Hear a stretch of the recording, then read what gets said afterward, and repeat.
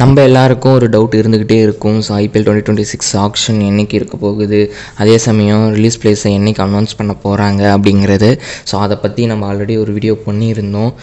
But ஆனால் இப்போ exact date என்ன அப்படிங்கிறது ஒரு அஃபிஷியலான ஒரு வெப்சைட்லேருந்து, ஒரு அஃபிஷியல் இல்லை, ஸோ மோஸ்ட் ட்ரஸ்டபுளான ஒரு வெப்சைட்லேருந்து வந்திருக்கு. ஸோ அதை பார்க்கலாம். அதே சமயம் நம்மளோட சீரீஸை இங்கே கண்டினியூ பண்ண போகிறோம். ஸோ ஆர்ஆர்என் எஸ்ஆர்ஹெச், ஸோ இந்த ரெண்டு டீமுக்கான ரிலீஸ் பிளேஸ் ரிட்டென்ஷன் லிஸ்ட்டை பார்க்க போகிறோம். ஓகேங்களா? ஸோ வாங்க நம்ம வீடியோக்குள்ளே போயிடலாம். ஸோ ஃபர்ஸ்ட் ஆஃப் ஆல் பார்த்திங்கன்னா ரிலீஸ் பிளேஸ் லிஸ்ட்டான டேட் என்றைக்கு இருக்க போகுது அப்படின்னு பார்த்தீங்கன்னா November 15. ஸோ இதை கன்ஃபார்ம் பண்ணியிருக்கிறது பார்த்திங்கன்னா கிரிக்பஸ் கன்ஃபார்ம் பண்ணியிருக்காங்க. ஸோ கிரிக்பஸ் சொன்னால் அது ஆல்மோஸ்ட் நடந்துடும். ஸோ November 15 சொல்லியிருக்காங்க. ஸோ பார்க்கலாம் என்னென்ன பிளேயர்ஸ்லாம் ரிலீஸ் ஆகிறாங்க அன்றைக்கி அப்படிங்கிறது. ஸோ அதே சமயம் பார்த்திங்கன்னா ஐபிஎல் 2026 ஆக்ஷன் டேட்ஸும் பார்த்திங்கன்னா ஆல்மோஸ்ட் அவங்க ரிவீல் பண்ணியிருக்காங்க. ஸோ December 13, 14, 15 இந்த 3 நாளில் ஏதாவது ஒரு நாளில் இருக்கலாம் அப்படின்ட்டு சொல்லியிருக்காங்க. அதே சமயம் லாஸ்ட் ஒரு 2 வருஷமாக பார்த்திங்கன்னா ஆக்ஷன் ஃபாரின் கண்ட்ரீஸில் நடந்துகிட்டு இருந்துச்சு. ஸோ இந்த வருஷம் பார்த்திங்கன்னா அப்படி எதுவும் போகாமல் ஸோ இந்தியாவில் தான் நடக்க வாய்ப்புகள் இருக்குது அப்படின்னு சொல்லியிருக்காங்க. ப்ராபப்ளி மும்பையாக இருக்கிறதுக்கான வாய்ப்புகள் அதிகமாக இருக்குது. ஸோ நம்ம வெயிட் பண்ணி பார்க்கலாம் அதை. ஸோ வாங்க இப்போ நம்ம டேரெக்டாக நம்மளோட மெயின் கண்டென்ட்குள்ளே போயிடலாம் கைஸ். ஓகேங்களா?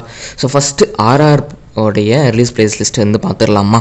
ஸோ ஃபஸ்ட் ஆஃப் ஆல் பார்த்திங்கன்னா ஒரு 2 ரீட்டைன் செய்யப்பட்ட பிளேயர்ஸ் அவங்க பார்த்திங்கன்னா ரிலீஸ் பண்ண போகிறாங்க இந்த வருஷம். ஸோ யாருன்னு பார்த்தீங்கன்னா, ஸோ ஃபஸ்ட் ஆஃப் ஆல் அவங்களுடைய கேப்டன் சஞ்சு சாம்சன்.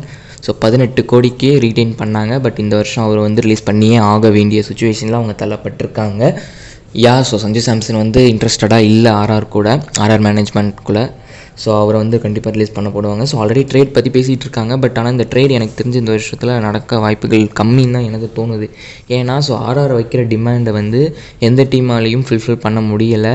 ஸோ எந்த டீமும் ஃபுல்ஃபில் பண்ண ரெடியாகவும் இல்லை. ஸோ அதனால் மோஸ்ட் ப்ராபப்ளி சஞ்சு சாம்சன் ஆக்ஷனில் தான் டீம்ஸ் எடுக்க போகிறாங்க. ஸோ 18 கோடிக்கு அவர் ரிலீஸ் பண்ணிவிடுவாங்க. அதுக்கப்புறம் பார்த்திங்கன்னா இன்னொரு பிளேயர் ஷும்ரன் ஹெட்மயர். ஸோ 11 கோடி கொடுத்து ரீட்டைன் செஞ்சாங்க. ஷும்ரன் ஹெட்மயர் ஒரு நல்ல பிளேயர். பட் 11 கோடி கொடுத்து எடுக்கணுமா, ஒரு ரீட்டைன் பண்ணணுமா அப்படிங்கிறது ஒரு பிக் கொஷின் மார்க்காக இருந்துச்சு ரீட்டைன் செய்யும்போதே. ஸோ அதை ப்ரூஃபும் பண்ணிட்டார் அவர். ஸோ 11 கோடிக்கெலாம் நான் வர்த்து இல்லை அப்படிங்கிறது. ஸோ அவர் ஆப்ஷனில் போட்டு மேபி திரும்ப எடுக்கிறதுக்கான வாய்ப்புகள் இருக்குது. ஆர்ஆர் கண்டிப்பாக திரும்ப எடுப்பாங்கன்னு தோணுது. பட் ஆப்ஷனில் விட்டு கம்மி அமௌண்ட்டுக்கு எடுப்பாங்க. அதுக்கப்புறம் பார்த்திங்கன்னா ஆப்ஷனில் போயிட்டு நம்பி எடுத்த 2 பிளேயர்ஸு. ஸோ மஹேஷ் தீக்ஷனா எடுத்தாங்க. ஸோ ஒரு 4 crores கொடுத்து. பட் அவர் நினச்ச மாதிரியான பர்ஃபார்மன்ஸ் அவர் கொடுக்கல. அதே சமயம் நிதிஷ் ராணாவையும் எடுத்தாங்க ஒரு 4.2 crores. ஸோ அவரை நம்பி எடுத்தாங்க ஆக்சுவலி அந்த ஒரு நம்பர் 3 பொசிஷனுக்கு. பட் ஆனால் அவர் கொஞ்சம் கஷ்டப்பட்டார் அந்த சீசன். ஸோ ஒரே மேட்ச் தான் அடித்தார். ஸோ சிஎஸ்கே கூட நினைக்கிறேன் அந்த மேட்ச்சு. ஸோ அந்த மேட்ச் சூப்பராக ஆடினார். பட் ஆனால் அந்த வருஷத்துக்கு வேறு எந்த ஒரு இன்னிங்ஸுமே அவர் ஆடல இந்த வருஷம். ஸோ அவரையும் ரிலீஸ் பண்ணிவிடுவாங்க. ஸோ இந்த 4 பிளேயர்ஸ் தான் எனக்கு தெரிஞ்சு அவங்க ஆர்ஆர் மெயினாக ரிலீஸ் பண்ண போகிற பிளேயர்ஸு. ஸோ இந்த 4 பேர் ரிலீஸ் பண்ணால் ஆல்மோஸ்ட் ஒரு 37 crores வருது. அது போக அந்த 5 crores 40 to 41 crores பக்கம் அவங்களோட பர்ஸில் ஆட் ஆகும். ஸோ இது எனக்கு தெரிஞ்சு ஒரு பிக் பர்ஸ் அமௌண்ட். ஸோ இந்த என்டையர் ஐபிஎல்லே பார்த்திங்கன்னா இவங்க தான் பெரிய பர்ஸ் அமௌண்ட்டோட போக போகிறாங்க. ஸோ பார்க்கலாம் என்ன பண்ணுறாங்க இந்த 41 crores வச்சு. ஸோ கண்டிப்பாக ரீபில்ட் பண்ண வேண்டிய வேலைகள் நிறையா இருக்குது ஆர்ஆருக்கு. ஸோ என்ன பண்ணுறாங்கன்னு பார்க்கலாம். நெக்ஸ்ட்டு எஸ்ஆர்ஹெச் பக்கம் வருவோம். ஸோ 2024 செம்ம அமோகமாக போச்சு எஸ்ஆர்ஹெச்சுக்கு. பட் 2025 ஒரு மறக்கக்கூடிய ஒரு வருஷமாக தான் அமைஞ்சிருக்கு எஸ்ஆர்ஹெச்சுக்கு. ஸோ ஏன்னு பார்த்தீங்கன்னா அவங்களோட மென்டாலிட்டி தான் அதுக்கு காரணம்.